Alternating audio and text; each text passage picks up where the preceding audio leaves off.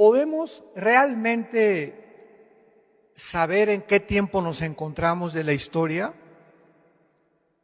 ¿Podemos saber si realmente nos encontramos al final de la última generación? Claro que sí, porque por esta razón Dios nos dejó claramente revelada en la Biblia, como les dijo Jesús a los fariseos en Mateo 16, ustedes reconocen cuando el cielo se juntan las nubes que va a llover. Generación de incrédulos, pero no quieren reconocer las señales de los tiempos. Entonces, no sabemos ni el día ni la hora, pero sí podemos saber los tiempos en que nos encontramos. Esto es muy importante, porque Dios le dio a Israel 7 fiestas. Le dio la Pascua, le dio los panes sin levadura, los primeros frutos y Pentecostés.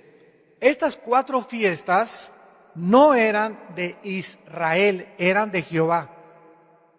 Entonces, eran fiestas, esto es importantísimo, eran fiestas de Jehová, no eran de Israel. Dios se las da a Israel para que las representaran, pero eran fiestas proféticas. Y las primeras 4 ya se cumplieron. Y se cumplieron en la primavera, entre abril y mayo de nuestro calendario gregoriano, que es el mes de Nisán, que es el primer mes del calendario judío. En estas 4 fiestas, Cristo cumple la Pascua, cuando Él muere, cumple los primeros frutos al ser Él el primero en haber resucitado, cumple los panes sin levadura al quitar el pecado y cumple Pentecostés, cuando el Espíritu Santo, 50 días después de su resurrección, viene al mundo a hacer su morada dentro de cada ser humano que pusiera su confianza en la persona de Jesús. Ahora quedan 3 fiestas, y estas 3 fiestas se van a cumplir entre septiembre y octubre de nuestro calendario solar, que es el mes de Tishri, que es el mes que corresponde a septiembre y octubre. ¿Cuáles 3 fiestas faltan? Porque si se cumplieron las 4 primeras, se tienen que cumplir las 3 últimas también. Y se tiene que cumplir, falta Rosh Hashanah, que se llama la fiesta de las trompetas. Después sigue inmediatamente la fiesta de Yom Kippur, que es la fiesta de la expiación. Y la última fiesta, los tabernáculos, o la fiesta de Sukkot, que celebraremos en el milenio, de acuerdo al libro de Zacarías, de Malaquías, etcétera, etcétera.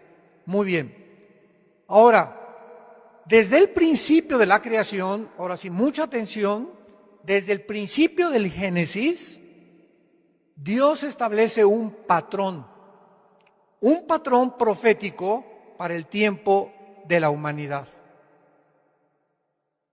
Este patrón lo podemos ver claramente en la historia humana en 3 épocas o en 6 días proféticos. ¿En cuántos días hizo Dios el mundo? En 6 días. Y el séptimo descansó. ¿Descansó de qué? De crear, ¿verdad? Ya no volvió a crear jamás. O sea, el séptimo sigue y continúa. Pero volvió otra vez desde el primer día de la creación hasta el séptimo. Dios volvió a crear cuando formó la iglesia. 2 de Corintios 5, 17. El que está en Cristo, nueva, esa palabra criatura es, en el griego, creación. Dios no vuelve a crear nada hasta Pentecostés. Y ahí forma otra vez un nuevo hombre. Efesios capítulo 2, que no existía antes. La iglesia no existía en el Antiguo Testamento. La iglesia no existía en los evangelios. La iglesia nace en el día de Pentecostés. Entonces, esta nueva creación que somos nosotros, entramos a formar los últimos 2000 años del plan profético de Dios. Cuando dice la Biblia que Dios creó al mundo en 6 días y el séptimo descansó, lo cual proféticamente cada día equivale a ¿cuántos años? A 1000, porque para Dios un día son 1000 años. Apúntalo, Salmo 90, versículo 4. Y segunda de Pedro 3:8, para Dios un día son 1000 años y 1000 años son un día. Y estos 6000 años están divididos en 2000 años cada uno. De Adán a Abraham hubo 2000 años. De Abraham a Cristo hubo 2000 años. Y de Cristo a nuestros días tienen que haber 2000 años. Y el séptimo día, que es el milenio, que son los 1000 años que vamos a descansar en el reino mesiánico, están a punto de cumplirse después de la tribulación. Pero hay algo importante. Los judíos tienen los años de 360 días. Y el Papa Gregorio cambió 350 años después de Cristo el calendario a 365 días, que se llama el calendario gregoriano. Entonces, del calendario gregoriano a nuestros días, se estableció que Cristo muere a los 33 años de edad, ¿correcto? ¿Y cuándo comienza la iglesia? Y comenzamos a creer que cuando nació Cristo hasta ahorita llevamos 2000 años, pero llevamos 2021 años. ¿Me van siguiendo? Y Cristo muere a los 33 años de edad, 33 años y medio más o menos, y estos 33 años y medio no pueden ser contados dentro de la época de la iglesia, porque es hasta que Cristo muere que se rasga el templo de arriba para abajo, el velo, implicando el Espíritu Santo, Hebreos capítulo 8, de que ahora teníamos acceso al lugar santísimo sin intermediarios, sin un sacrificio de un animal, sin que San José, San Cristóbal, Santa Rita de Casia, la Virgen de la Macarena, pudiéramos acudir a pedirles que intercedieran por nosotros ante Dios. Entonces, esto es muy importante porque estos 33 años no forman parte de nuestro calendario, forman parte del Antiguo Testamento, porque Cristo murió bajo la ley. Y después de la ley comienza la época de la iglesia en Pentecostés. Vemos nosotros en Gálatas capítulo 4, versículo 4, de qué forma tan precisa y tan cronológica Dios ha establecido los tiempos. Dice Gálatas 4, versículo 4. Pero cuando vino, ¿qué cosa? ¿Quién vino a cumplir qué tiempo? Cristo. Cuando vino el tiempo que Dios había establecido. Para que Cristo naciera, tenía que nacer en el día, en la hora, en la semana, en el mes y en el año de Dios. Porque Dios es el dueño del tiempo. Cuando vino el cumplimiento del tiempo, cuando Dios dijo, este es el momento en que Jesús haga su aparición y nazca de una virgen, envió a su Hijo, nacido de mujer y nacido bajo la ley. Entonces, cuando leemos en Mateo el Nuevo Testamento de Jesucristo, está mal. Eso lo pusieron en las imprentas. El Nuevo Testamento comienza hasta Hechos capítulo 2. Los evangelios, los 4 evangelios se encuentran bajo la ley, porque Cristo vive bajo la ley y muere bajo la ley. para que redimiera, versículo 5, a los que estaban bajo la ley, a fin de que recibieran la adopción de hijos. Entonces, cuando se cumplieron los 4,000 años desde Adán, exactamente en la historia nació Jesucristo y hace su aparición en la historia humana. Ahora, veamos en el libro de los Hechos, capítulo 2, que estos últimos días de Cristo a nuestros días, en la Biblia, en el Nuevo Testamento, se consideran la última época de la historia, los últimos días, las generaciones finales del cumplimiento profético de Dios. Hechos 2, versículo 17. Aquí está Pedro hablando en Pentecostés y dice así: ¿y cuándo? Y en los postreros días, apúntenlo en el griego, eschatos emera. Eschatos, tal como suena CH, eschatos en el griego es los últimos. Esto es importantísimo para los estudiantes de la Biblia. Y emera son los días en el griego. Yom en el hebreo son días. En el griego son emera. En los últimos días, dice Dios, derramaré mi espíritu sobre toda carne. Vemos nosotros que entonces estamos viviendo los últimos días. ¿Desde cuándo? Desde Pentecostés. Estos últimos 2,000 años de historia de la época de la gracia, 2,000 años, que son 2 días, vamos a demostrarlo ante los ojos de Dios, son los últimos tiempos que se conoce como la dispensación de la gracia. Y veamos en 1 de Juan, capítulo 2, versículo 18, de qué forma el apóstol Juan vuelve a corroborar lo que Pedro dijo en Pentecostés. 1 de Juan 2, 18.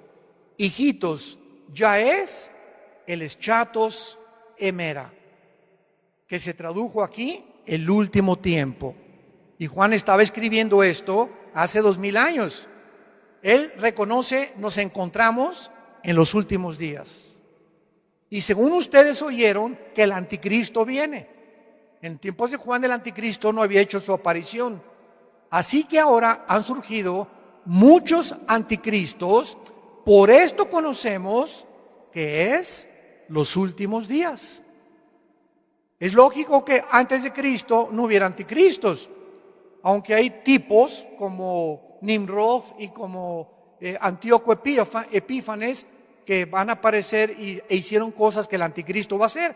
Pero en el momento que Cristo aparece, tiene que venir una falsificación del Mesías. Porque la palabra anticristo es en lugar de Cristo o en contra de Cristo. Apúntalo, esto es importante. Anti significa en contra o en el lugar de Cristo. Y Jesús lo dijo, vendrán falsos mesías. Y desde hace 2,000 años han aparecido una barbaridad de falsos cristos. Y cuando estamos hablando de falsos cristos, estamos hablando de falsos personas o líderes, ya sea políticos o religiosos, que le están ofreciendo al mundo una mejor vida, una mejor sociedad, una mejor calidad de poder tener realmente una nación. O espiritualmente religiosos, ¿verdad? Como David Koresh en Estados Unidos, Jim Jones, que se llevó a casi 1,000 personas a la Guyana, y han aparecido cantidad de Charles Manson, que formó una secta en Los Ángeles y asesinaron a gente, y les dijo que se pintó la suástica de Hitler aquí, y comenzó a decirles que él era el Mesías enviado por Dios. Hace una semana en Israel acaban de nombrar a otra persona que según ellos desciende del rey David, que es el Mesías, y los judíos están ávidos, deseosos ya de tener el nuevo Mesías y demostrar que Jesucristo no es el Mesías. Una cosa que me llamó la atención, ahora que hubo esto en Israel, creo que muchos de ustedes lo vieron en el internet, fue que entrevistaron al rabino que está encargado de la reconstrucción del templo, del nuevo templo que el anticristo va a inaugurar o a confirmar. Vean qué cerca nos encontramos ya. Y ya están diciendo que ya encontraron la vaca roja o la vaca alazana, que es importante que esté esta vaca porque es la que las cenizas cuando la quemen, va a quitar los pecados de Israel. Y este rabino dijo lo siguiente, burlándose de Jesús. Jesús no es el Mesías, y es más, el día que nosotros, escuchen lo que dijo, y está en el internet, preferimos nosotros regresar a los hornos de Auschwitz de los nazis a creer en Jesús. Lo que más me impactó de todo lo que dijo fue eso precisamente, porque estaba hablando proféticamente. En la tribulación regresarán a sufrir peor que con los nazis. Y él mismo estaba hablando una profecía sin saber. Preferimos regresar a sufrir lo que sufrimos con los nazis antes de creer en Cristo. Y eso es exactamente lo que los 7 años de la tribulación van a sufrir, donde Dios terminará con la nación de Israel, y entonces al final reconocerán, cuando vean sus manos traspasadas con los clavos, dice Apocalipsis 1:8, dice Zacarías capítulo 14, mirarán al que traspasaron y harán lamentación por él. Muy bien, entonces estos últimos días comenzaron con el nacimiento de la iglesia de Pentecostés. Y el sistema sacrificial de los judíos terminó.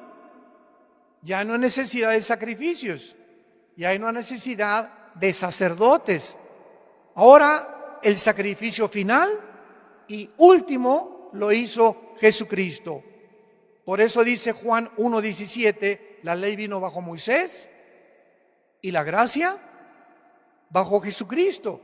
Un momento, me han preguntado, ¿que entonces no había gracia en el Antiguo Testamento? Claro que sí. Entonces, ¿qué significa que Moisés trajo la ley y Cristo trajo una nueva dispensación? La gracia significa que cuando Jesús aparece, es Él. Jesús es la gracia de Dios, porque viene a pagar finalmente y a terminar con el pecado. Esto es lo que significa que Jesucristo trajo la gracia en Juan 1, versículo 17. Muy bien, ahora veamos a continuación, ¿cómo sabemos que este patrón, ya están las preguntas, cómo sabemos que este patrón de los 6 días equivalen a 6,000 años? Muy buena pregunta, ¿verdad? ¿Cómo sabemos que este patrón del plan profético de Dios continuará cumpliéndose con nosotros como la iglesia cristiana? Hemos identificado el patrón bíblico de 6,000 años de la historia, compuesto por días proféticos, cada día 1,000 años, y divididos en 3 épocas. De Adán a Abraham, 2,000 años. De Abraham a Cristo, 2,000 años. Y de Cristo a que termine la iglesia, 2,000 años. ¿Cómo lo sabemos? Actualmente nos encontramos en esta tercera época de 2,000 años, que serían los últimos 6,000 años. Y nos preguntamos, ¿por qué cuando se cumplió el año 2000 no vino Jesús? Yo veo que a muchos les salía humo por los oídos. Esto es maravilloso, la Biblia es maravillosa. Bueno, porque estamos ¿en qué año estamos? En 2021. Y Cristo murió en el año 33, pero no de nuestra era, de la era del Antiguo Testamento. Y estos 33 años de Cristo los metimos a los 2,000 años. Entonces, ¿cuándo se cumplen realmente los 2,000 años para nosotros la iglesia? En el año 2032 o 2033. ¿Cuánto falta? Más o menos, ¿verdad? 11 o 12 años para que termine los 2,000 años de la iglesia. Pero recordamos algo. Muy importante. Antes de que termine la iglesia es sacada del mundo. Y Dios regresa a cumplir 7 años que le faltan a Jerusalén por la semana 70 de Daniel 9, 24 al 27. ¿Se acuerdan que Dios le dijo a Daniel en el capítulo 9, 70 semanas están determinadas sobre tu pueblo y sobre Jerusalén? No, la iglesia tiene que ver nada con los 7 años de la tribulación. 70 años están determinados y son semanas de años, porque Israel tenía semanas días de semanas y años semanas de años. Entonces, si son 70 semanas, ¿cuántos años son? 7 por 7, 490 años. Me voy muy despacio. Daniel, esto fue hace 2600 años. Quiero decirte, tiene tu pueblo, los judíos y la ciudad de Jerusalén, 490 años que le faltan para que yo termine con ustedes. Porque estaban regresando de la cautividad babilónica. Y entonces le dice el Espíritu Santo en Daniel 9, 24 al 27, cuando comience la reconstrucción de Jerusalén, hasta el Mesías habrá 483 años.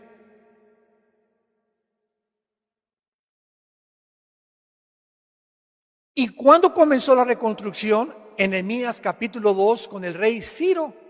Y luego vino Artajerjes su hijo, y de ese tiempo a la cruz, matemáticamente, cronológicamente, con una exactitud que solo el Espíritu Santo pudo haberlo hecho, vino Jesucristo y murió en la cruz. Y cuando Él entraba el domingo de Ramos a Jerusalén, se estaban cumpliendo 483 años. ¿Cuántos años faltan para Israel? 7, para que sean 490, ¿correcto? Y estos 7 años se interrumpieron porque los judíos rechazaron al Mesías. Y vayamos ahora al Evangelio de Lucas para ver lo que Jesucristo les dijo a los judíos. Capítulo 13 del Evangelio de Lucas, versículo 34. Lucas 13:34. Jerusalén, Jerusalén, que matas a los profetas y apedreas a los que te son enviados. ¿Cuántas veces quise juntar a tus hijos como la gallina a los polluelos debajo de sus alas y no quisiste? He aquí, vuestra casa les va a quedar desierta. Y ya no me verán hasta, subraya en tu Biblia, hasta. Ustedes, pueblo judío, pueblo de Israel, no me van a volver a ver hasta que llegue el tiempo en que diga Baruch Hashem Adonai Elohim. Es hebreo. Aquí está la traducción: bendito el que viene en el nombre del Señor. Hasta que Israel se convierta. ¿Y cuándo se van a convertir? En la gran tribulación. Entonces, hasta ese momento, Israel va a reconocer a Jesucristo, no antes. Y cuando Él venga, entonces, ¿verdad? Zacarías 12, que Zacarías 14, Apocalipsis capítulo 1, harán lamentación, mirarán al que traspasaron y se convertirán a Jesús. Entonces vemos nosotros que para contestar las preguntas anteriores, ¿cómo sabemos que este plan profético de Dios continuará cumpliéndose con nosotros? Tenemos que examinar 2 pasajes proféticos, uno en el Nuevo Testamento, aquí en Lucas lo vamos a ver, Lucas, y el otro en el libro de Oseas, capítulo 5, váyanlo buscando en sus Biblias. Vamos a ver nosotros que al final de la época de Israel y de la ley,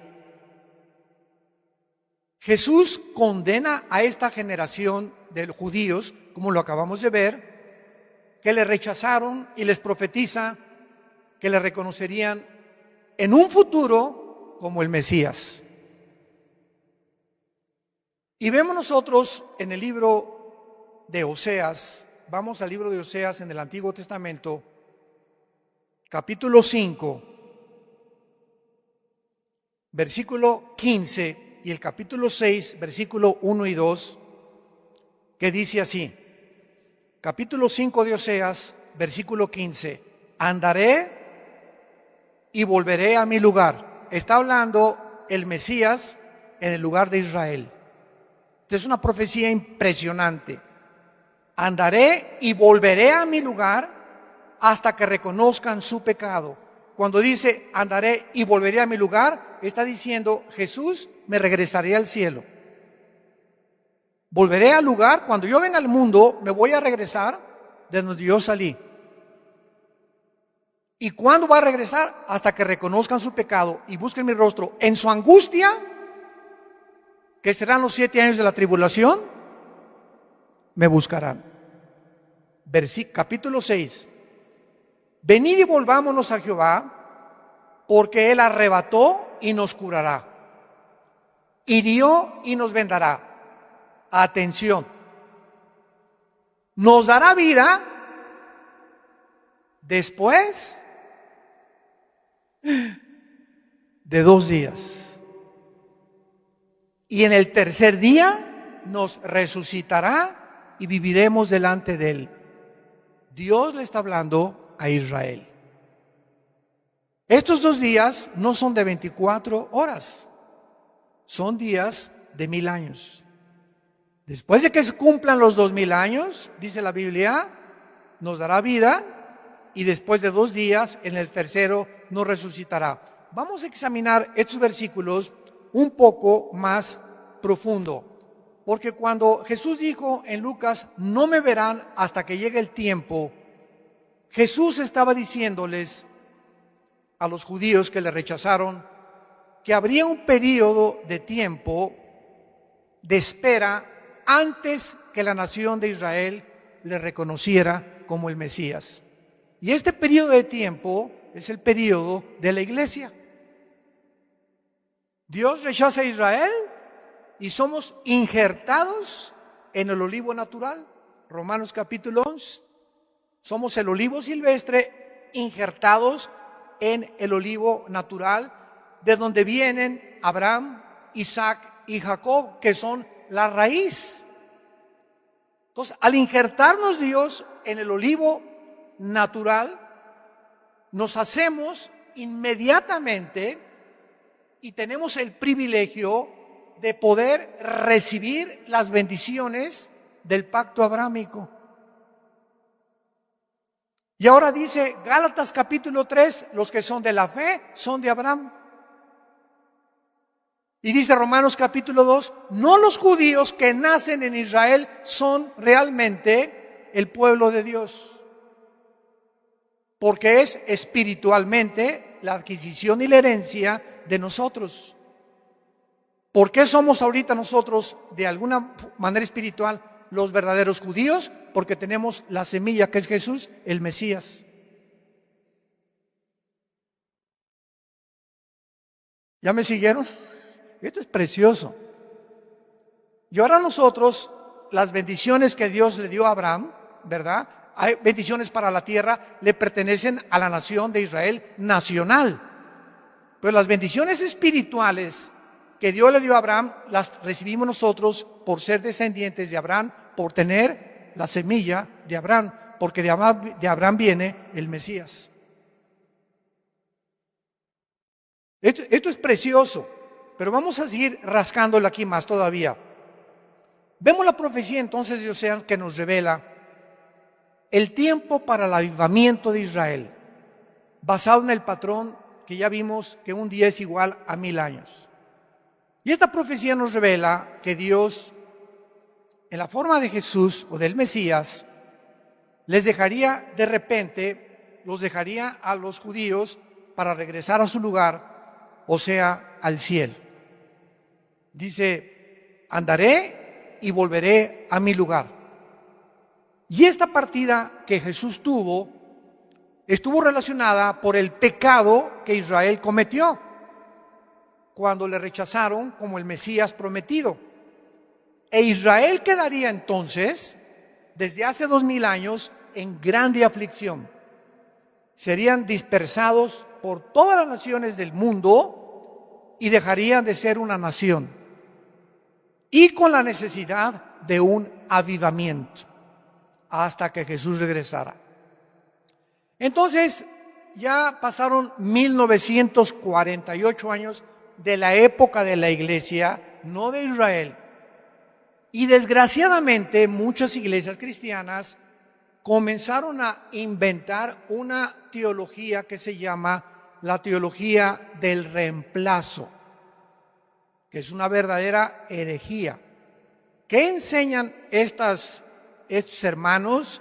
Que la iglesia ha tomado el lugar de Israel, que Dios ya terminó con Israel y que la iglesia ha tomado su lugar, etcétera, etcétera, y que las profecías del Antiguo Testamento y las profecías de Apocalipsis, ¿verdad? Esto se llama también amilianismo, ya no tienen nada que ver y son del pasado y no son futuras.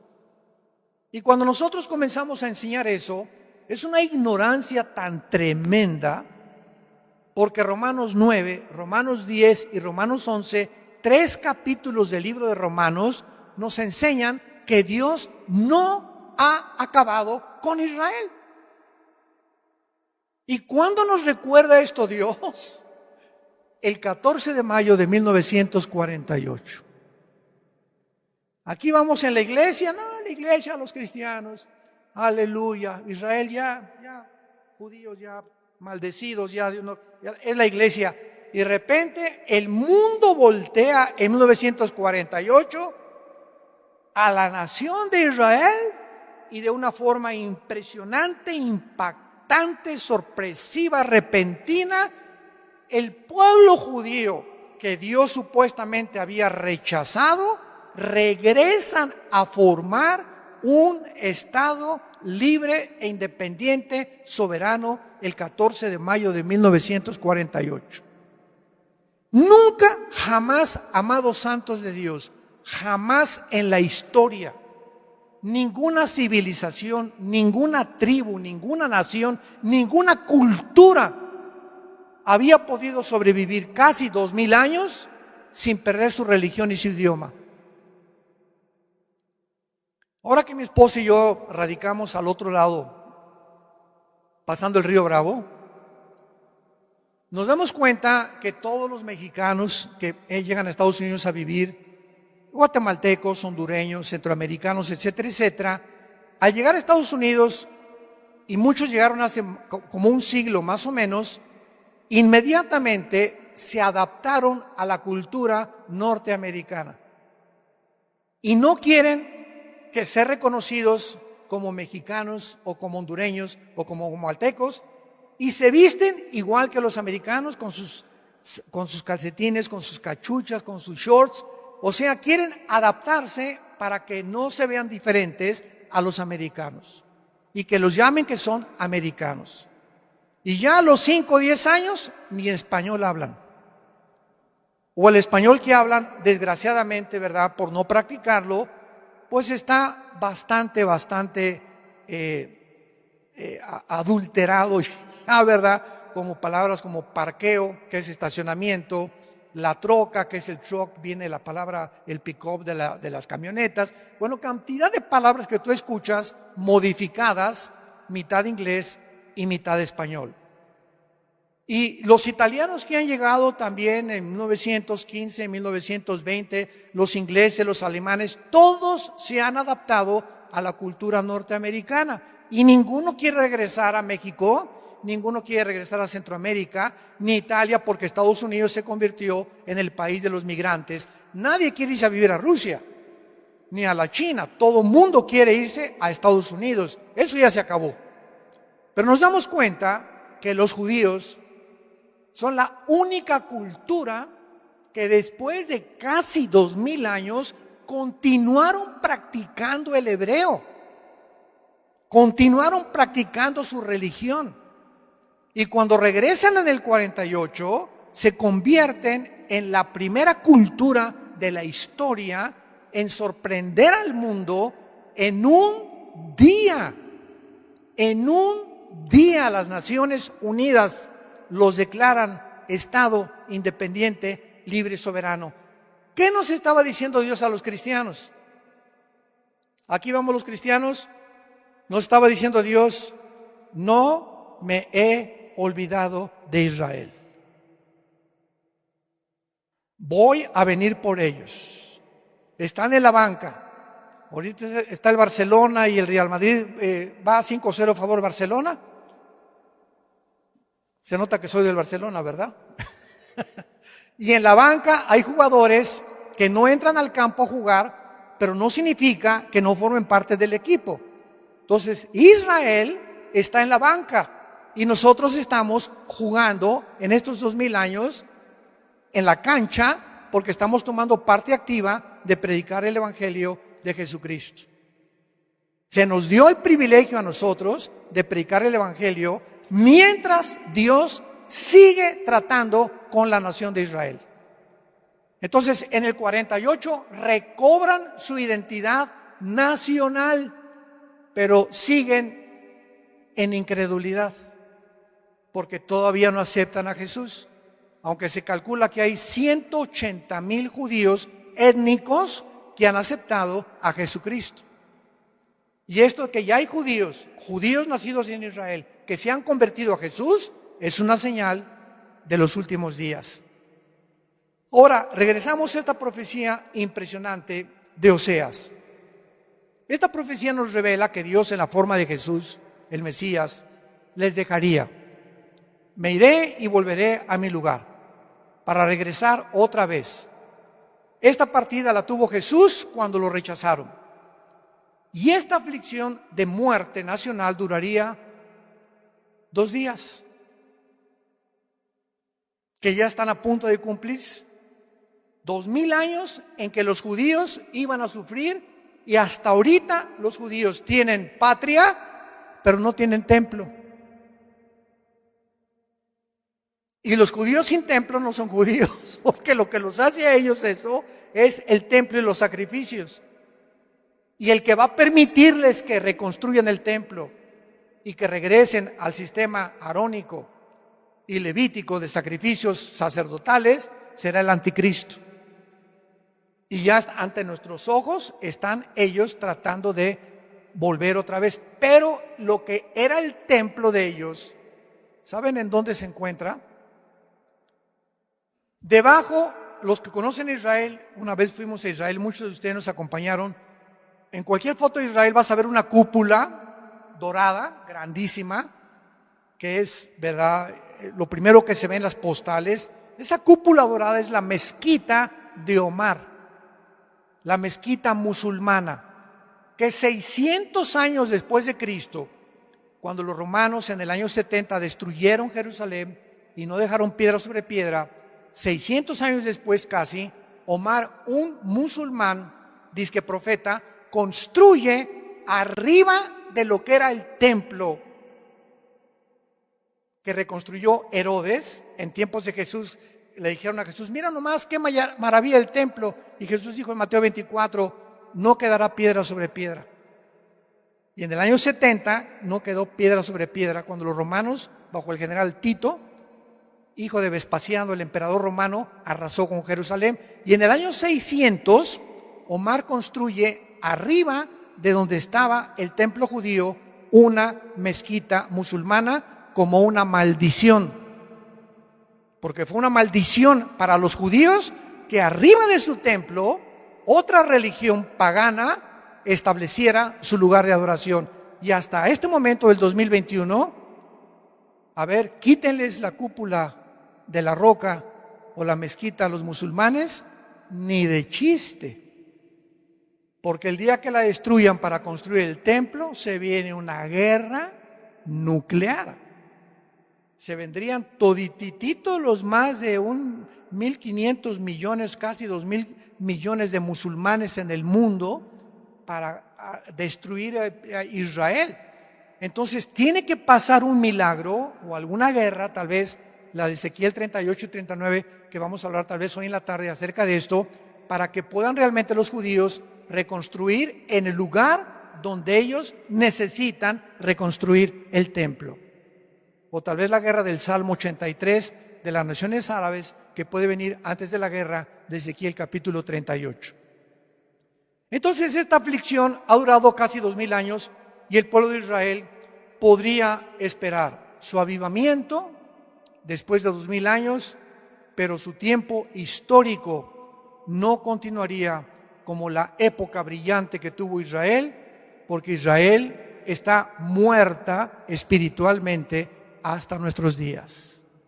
¿Saben ustedes que Tel Aviv es la capital de los gays a nivel mundial? Se convirtió en la capital del movimiento LGTB del mundo, la ciudad de Tel Aviv.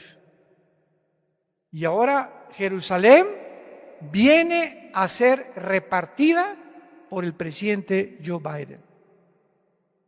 Los demócratas van a permitir que los palestinos de la Franja de Gaza formen un estado dentro de Israel. O sea, lo que es Israel como nación, va a haber dos naciones. Imagínense nada más esto. Va a haber dos naciones dentro de Israel, palestinos y judíos. Y como Estados Unidos tiende a desaparecer, porque ha sido siempre el defensor de Israel desde el 48 que regresaron, y ahorita ya Biden viene con una política antisemita, favoreciendo a los iraníes, permitiéndoles que continúen produciendo el uranio 235, que es el elemento con el que se forma la bomba atómica, en las centrifugadoras de Cannes y de cerca de Bagdad. Y cuando esto suceda, Irán, se cumple la profecía, invadirá Israel con Rusia y con Turquía, con Libia y con Sudán, de acuerdo a Ezequiel 38, 4 y 5. ¿Nos encontramos en los últimos tiempos? Ahora muy bien, ¿verdad? Entonces, la iglesia e Israel son dos entidades completamente diferentes. Todos ustedes son estudiantes de teología. Es la diferencia entre la teología de la Reforma y el dispensacionalismo. Dentro de la teología de la Reforma, ¿verdad?, la mayor parte de las iglesias presbiterianas proclama la teología de la Reforma, que establece que Israel y la iglesia, ¿verdad?, es la misma entidad, o que no son dos entidades diferentes ni separadas, sino que Dios ya cumplió todas las cosas con Israel y que la iglesia ha venido a ocupar su lugar, etcétera, etcétera. Y el dispensacionalismo es la teología que divide la Biblia en 7 diferentes administraciones, que es la palabra oikonune en el hebreo, que significa economías o administraciones de una casa. Y estamos viviendo dentro de la dispensación o la administración de la iglesia, que es la actual en la que tú y yo estamos viviendo. Y Dios va a regresar con Israel, se van a convertir en la tribulación y entramos entonces a el milenio. Pero mientras Israel desapareció, Dios formó algo que no existía en el Antiguo Testamento ni en los Evangelios. La iglesia, dice Efesios capítulo 2, un nuevo hombre. Un cuerpo que no existía antes, que estamos en Cristo. Y en el arrebatamiento, ¿quiénes nos vamos en el arrebatamiento? Los cristianos desde Pentecostés hasta nuestros días, porque en el Antiguo Testamento los santos no estaban en el cuerpo de Cristo, no había sido formado el cuerpo de Cristo. Es una nueva entidad espiritual, el cuerpo de Cristo. Y los santos del Antiguo Testamento resucitarán, Daniel 12 del 1 al 3, después de la tribulación. Porque hay varias resurrecciones de acuerdo a 1 Corintios 15, 22 al 28. El primero es Cristo, las primicias, después los que son de Cristo, dice Pablo. ¿Quiénes somos de Cristo? La iglesia. Entonces tenemos que entender y separar esto, para que no nos confundamos escatológicamente, como hay tanta confusión actual que hasta muchos niegan que ni siquiera va a haber un rapto de la iglesia.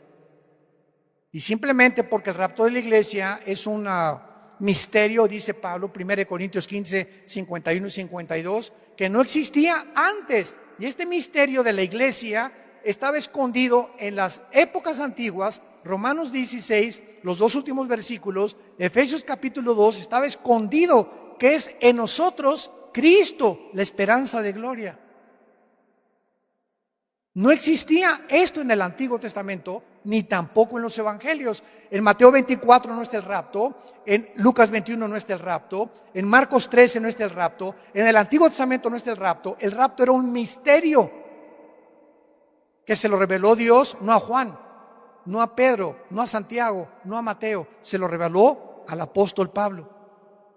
Y era un secreto escondido que le plació a Dios esconderlo y revelárnoslos a nosotros. Y se comenzó a desenterrar esta doctrina en los últimos 50 años, un siglo, más a partir del 48 que Israel regresó, porque si Israel no hubiera regresado a su tierra, ¿cómo podía el anticristo perseguir? ¿A quién iba a perseguir? El templo se tenía que reconstruir. ¿Cómo lo van a reconstruir si no es una nación todavía? Pero a partir del 48, vamos a verlo en la siguiente conferencia, la parábola de la higuera, que como la higuera comienza a dar frutos, no pasará una generación hasta que todo comience a ser cumplido. Padre, gracias por tu palabra en esta mañana. Nuestros corazones anhelan que tu Espíritu Santo nos revele los misterios que has escondido y que te ha placido en estos tiempos abrirlos a nuestro corazón. Y te pedimos, Padre, que podamos nosotros ser los entendidos que mencionó el profeta Daniel. Los entendidos entenderán todas las cosas.